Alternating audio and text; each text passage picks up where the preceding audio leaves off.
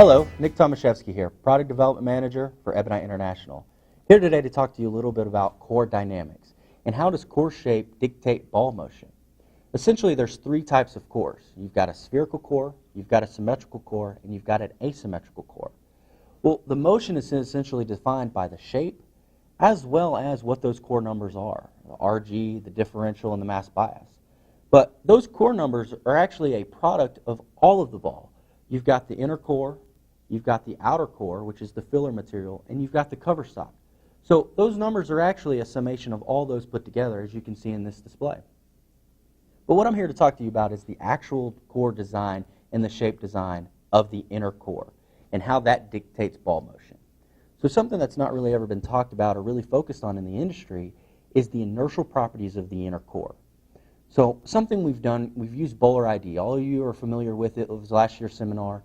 And basically, you guys saw the user interface side of it with the Bowler metrics.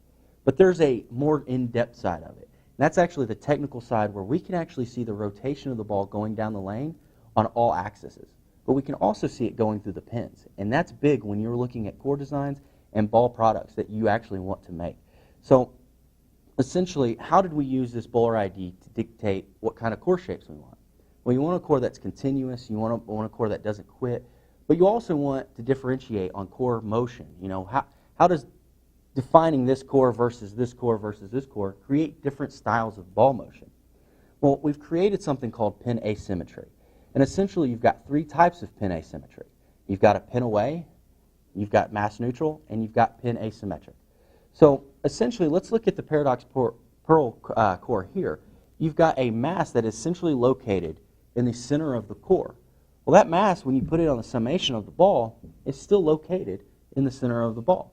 So that is a mass neutral product. So it's going to have a distinguishable characteristic of ball motion represented by its core inertial energy that's in that ball. Well, when you look at something like the Warrior Elite core, you actually have this mass that's located away from the pin. So that's how it gets the name of a pin away asymmetric. So essentially what happens is when you drill this ball, most of the mass is located away from the pin. Well, we can actually flip this ball and get the same RG, the same differential, and the same mass bias numbers on any of these cores, but you can now create a pin asymmetric versus a pin away asymmetric. And so in testing, when we focused on Bowler ID, we got a lot of the numbers back. We focused on how do we put these cores in the ball. We've got these shapes, but in reality, when we design this core, by putting it in the pin away asymmetric, that gives you the best ball performance for what we were looking for and what our intent was. So essentially, when picking a bowling ball, now the numbers, they matter. The RG, the differential, the mass bias, they really, really matter on how to drill a ball.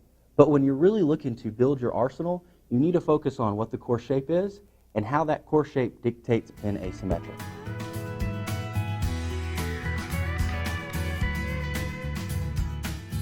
Hello, I'm Randy Teitloff, Vice President of Research Development here at Ebonite International. Today we're going to talk to you about cover stock technology.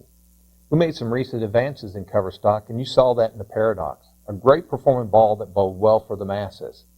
And we didn't just stop there. We continued that advancement into the Simtex cover that you're going to see on the Dark Legend, as well as the Simtex CFI that you're going to see on the Scandal. Of all the things we do in bowling ball design, I think cover stock is probably the hardest for bowlers to actually get a conceptualization of how different those actually are from one another. And what I have in front of me is a series of different types of cover stock that kind of represent some differences and changes.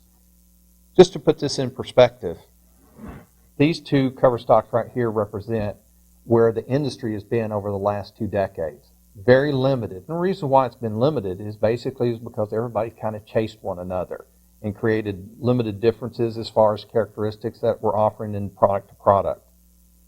In order to create true significant differences, you've got to think outside of the box. You've got to do some things very different.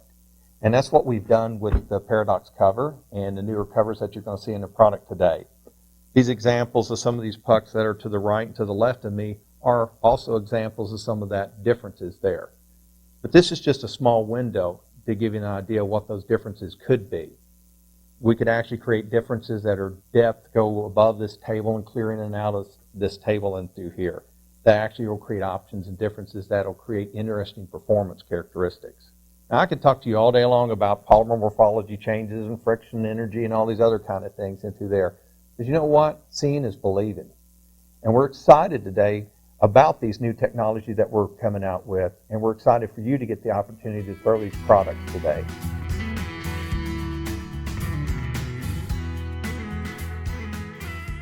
Great tool for gathering the key statistics every bowler needs to know, and could one day change the way pro shops interact with their customers.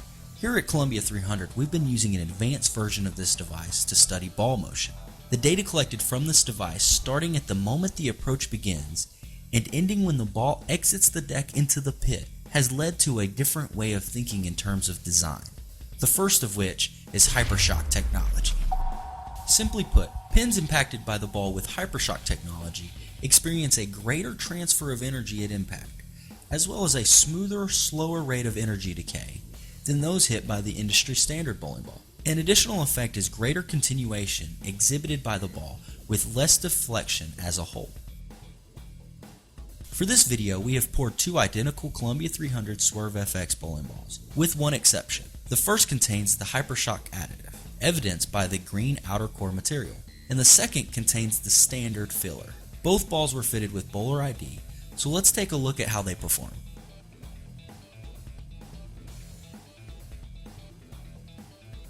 Notice the amount of deflection the ball without the hypershock technology has, leaving a flat 7 pin.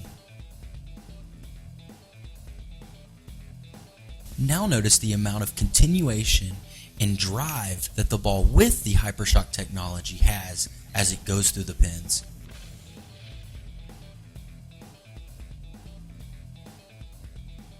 Bowler ID data was used to verify that each shot using each of the balls was thrown the same way. Shot after shot, the results were the same. Data-driven, the hypershock infused bowling balls tend to continue more and deliver more energy where it matters, at the pins and through the pins. Throw the new Swerve FX with hypershock technology today and feel the effects.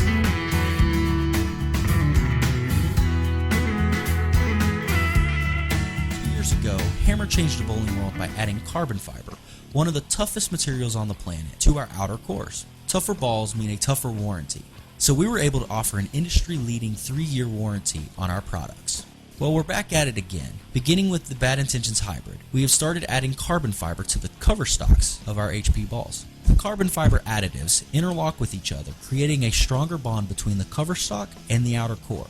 It works much like rebar in concrete, greatly increasing the overall strength and durability. Normally, balls are drop tested at a height of 4 foot, but for the balls with the Tough Tech cover system, like the new Scandal, this isn't good enough. 11 foot or higher seems more like it. As you can see, a little scuffing even after multiple drops, but nothing would damage the ball beyond use. That's tough. But there's more.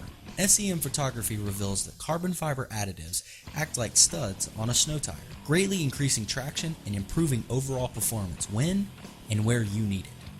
You're probably thinking, sounds like particle technology. Nope. With particle balls, when you sand them, the particles were oftentimes removed from the surface of the ball, and every time you sand the Tough Tech cover technology products, new strands of carbon fiber are revealed, thus ensuring you will always maintain top performance over the lifetime of the ball. Get tough, get hammered.